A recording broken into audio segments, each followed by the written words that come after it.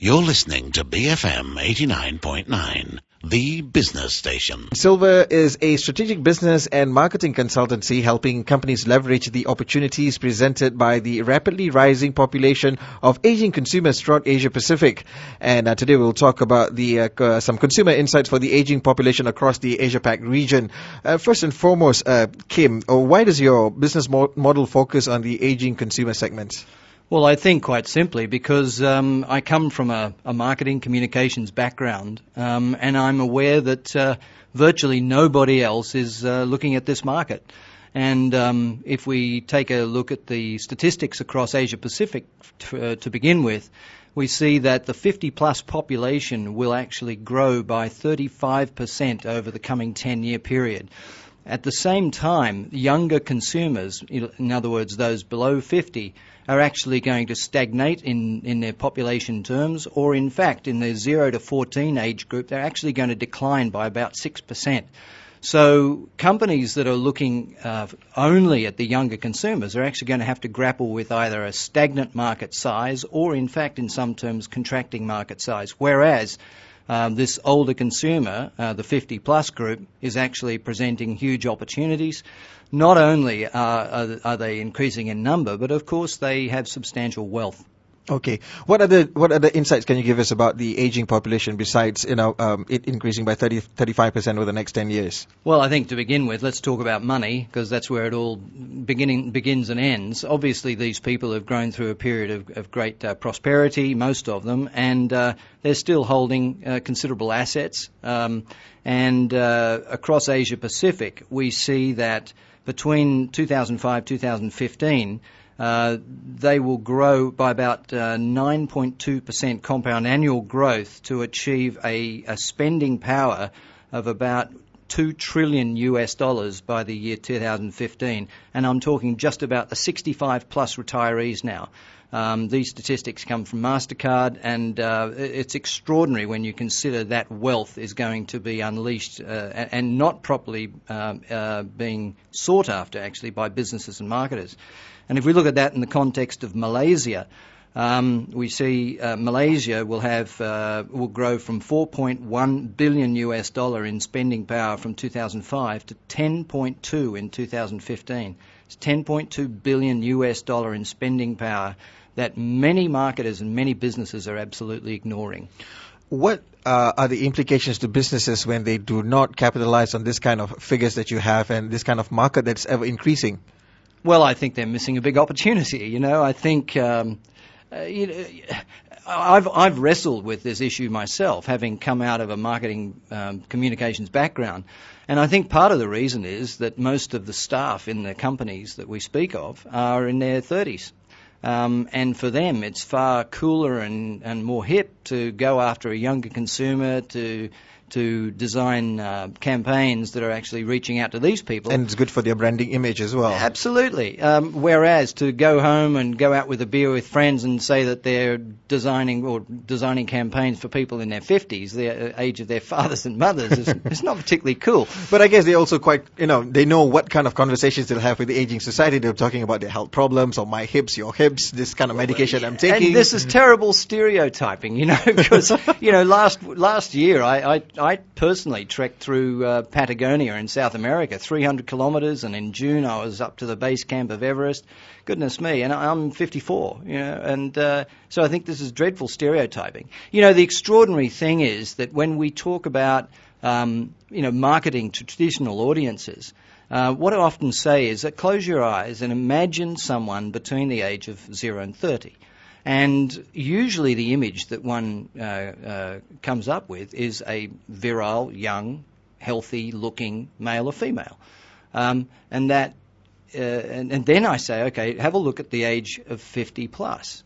And people immediately conjure up this image of a doddery old person with grey hair and a Zimmer frame, who can barely take care of themselves. And this is terrible stereotyping because in the 0 to 30 age bracket, we all are very familiar with the changes of life stages between being a helpless baby, going through childhood, youth, adolescence, career development, and perhaps even into marriage by the time you hit 30. Well, exactly the same phases exist between 50 and 80 plus. When, normally when you reach morbidity. But most people just categorise everyone as an old grey-haired person that's going to, need diapers and a Zimmer frame, and that's terrible stereotyping. Yet we do go through the pre-retirement phase, the retirement, post-retirement, where people are still very active, they're still economically powerful, and they consume products. Okay. I'm talking to Kim Walker from Silver Group Asia, and today we are looking at consumer insights for the aging population across the Asia-Pac region right here on the Late Late Business Show. Now, of course, it's not a simple matter of just moving from a rocking horse to a rocking chair. But how do you, with all these details that you have, cater for the aging consumers? Well, I think, first of all, I'll get on to the principles that Silver professes. But the most important thing is to recognise that these people are not all the same. They differ in age, they differ in attitude, because people don't suddenly homogenise their attitudes once they hit a certain age. We still stay either, active, lively, adventurous or whatever, regardless of our age. The only thing that changes is our ability, both physical, mental and sensory, to actually execute these things. And the third aspect, of course, is culture. Culture plays a huge difference, a huge influence on our attitudes as we age. So I think those sorts of things have to be borne in mind. We at Silver Group have devised what we call the Silver Audit, which is a way that we determine the age readiness of a business or a brand. And we measure all of the aspects or the consumer touch points, the pre-sale, the during sale and the post-sale, the retail environment, the product itself, against what we've determined as the 13 effects of aging. And it's quite depressing for those people listening that there are actually 13 effects of aging. But we bracket them under the headings of physical effects, the sensory effects, and the cognitive effects. Physical, obviously, being the physical, the appearance, grey hair, wrinkling skin, and so forth. Sensory being the senses of touch, smell, taste, sight, and so forth. And cognitive being, your ability to process, the speed of processing, and the ability to multitask and those sorts of things. So you can analyse almost any business, whether it's a service or a product, against those 13 effects, and come up with we come up with a report that basically says this company, this brand, this business is ready to deal with an older consumer, or it is not, and these are the issues it needs to address. When you have all these details from emerging markets, developing markets here in the Asia-Pac region, can you formulate something for a company that's like a multinational company that they can apply this throughout the Asia-Pac region, or is it has to be specific to certain markets only? Well, I think the effects of age obviously are standard. We're all basically Homo sapiens, and we're all going to suffer the same effects ultimately. So those things can be applied globally, and that's our intention to do exactly that as a business. However, there are huge cultural influences here. We've done research in January, which is available free for download from our website, but where we see very distinct differences between an Anglo-Saxon view of retirement and aging and self-perceptions of aging relative to the Asian societies. We also see quite different attitudes in countries with old age profiles like Japan, which famously is one of the oldest societies in the world, and very young societies such as India. Whereas people who are in their 40s in India perceive themselves to be old. Whereas in Japan, it's quite the opposite. They don't see that because the whole society is older. Just as an interesting thing for the listeners, global research that was conducted in Europe suggests that people in their 50s and above perceive themselves to be 13 years younger than their actual age. Wow. 13 years younger. And we asked a similar question across Asia Pacific, and we found the same result came out of other Anglo-Saxon societies such as Australia and Japan, where they are, all quite old.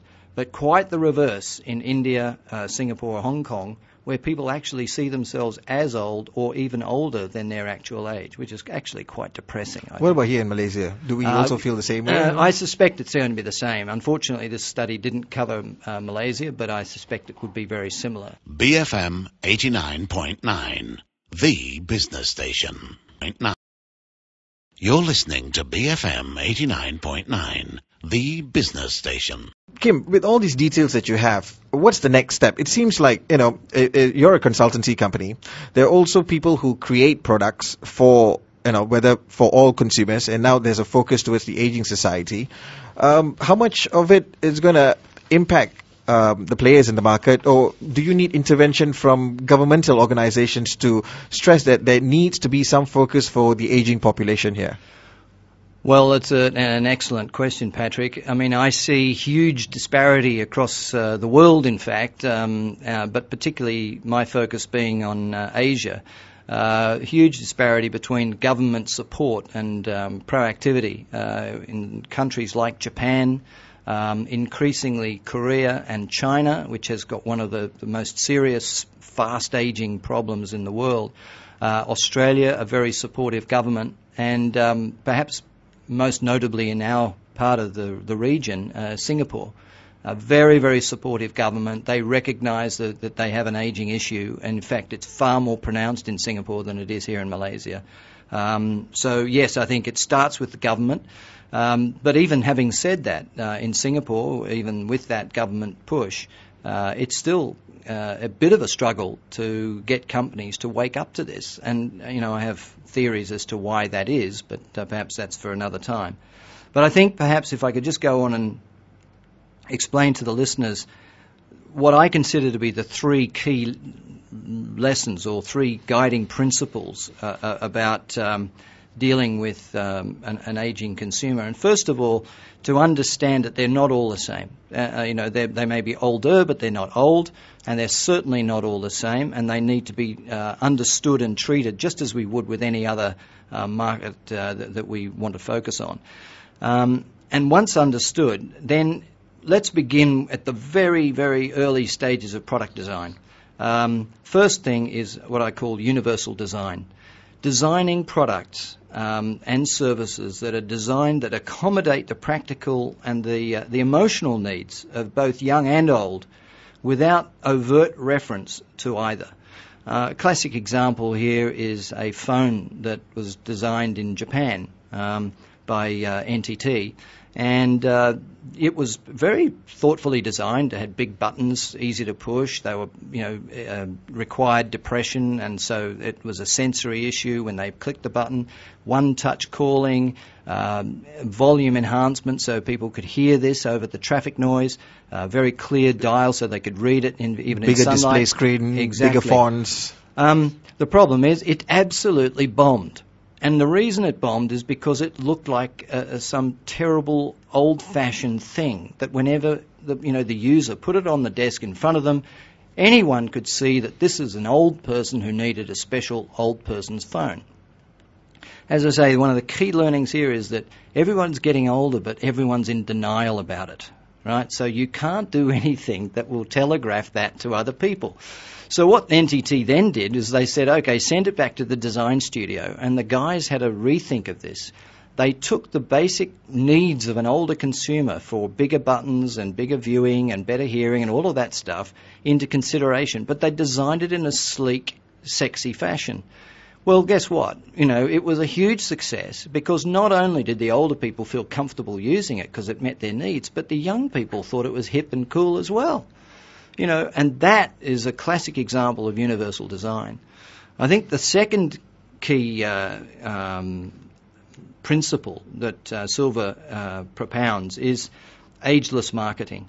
And that's about employing strategies such as retail placement and product labeling that make product selection easier and make the whole selling process easier and simpler and less confused, including online activity, including the phone sales and after-sale service.